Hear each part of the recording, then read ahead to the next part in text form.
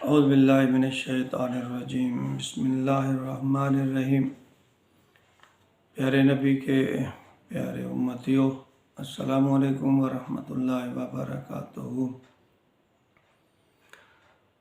میں غلام مصطفیٰ اپنے چینل پیام اسلام سے آپ سے مخاطب ہوں۔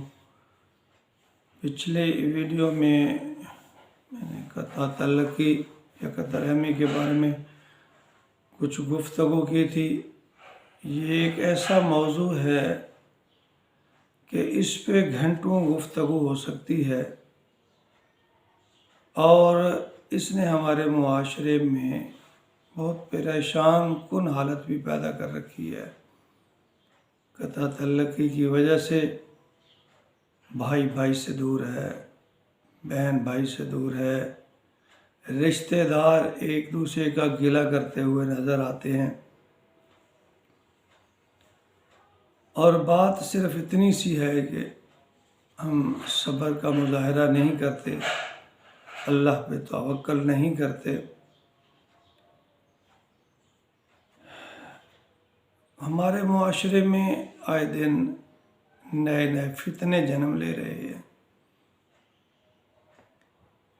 اور یہ قطع تعلقی کوئی چھوٹا فتنہ نہیں ہے۔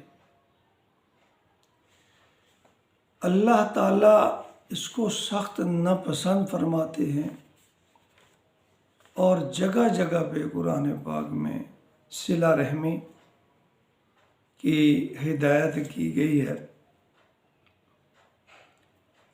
حدیث نمبر 3912 المستدرک الحاکم میں نے یہ نبی اکرم صلی اللہ علیہ وآلہ وسلم کا فرمان پڑھا ہے کہ ابو ہریرہ رضی اللہ تعالیٰ عنہ اسے نقل فرماتے ہیں کہ نبی اکرم صلی اللہ علیہ وآلہ وسلم نے فرمایا کہ 3 عادات اپنا لو۔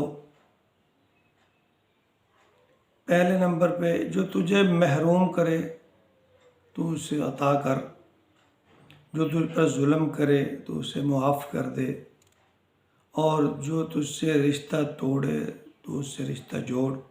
یہ نبی اکرم صلی اللہ علیہ وسلم کا فرمان ہے۔ پھر آپ نے فرمایا اس پہ کیا ملے گا؟ آپ نے فرمایا کہ جو آدمی یہ عادات اپنا لے گا تو اس کے لیے اللہ رب العزت کی طرف سے خوشخبری ہے کہ قیامت کے دن اللہ تعالیٰ اس کا حساب کتاب آسان فرما دیں گے، اور یہ بہت بڑا انعام ہے اگر اللہ تعالیٰ صحیح حساب لینے پہ آ گئے تو ہمارے تو ایک ایک گناہ اتنا بڑا ہے کہ اس پہ ہی اگر اللہ تعالیٰ نے گرفت کر لی، پکڑ کر لی، تو ہمارے خدا نخواستہ بربادی کے لیے وہی کافی ہے۔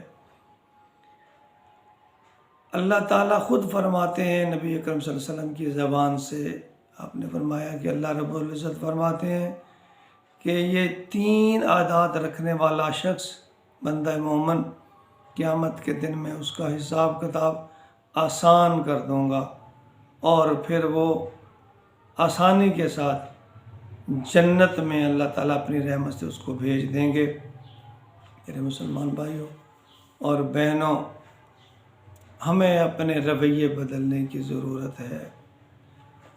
عملی طور پہ ہم بہت ہی، ہماری پور حالت ہے، علم بہت ہے، جانتے ہم بہت کچھ ہیں، بیان بہت کچھ کرتے ہیں، لیکن عمل کا فقدان ہے۔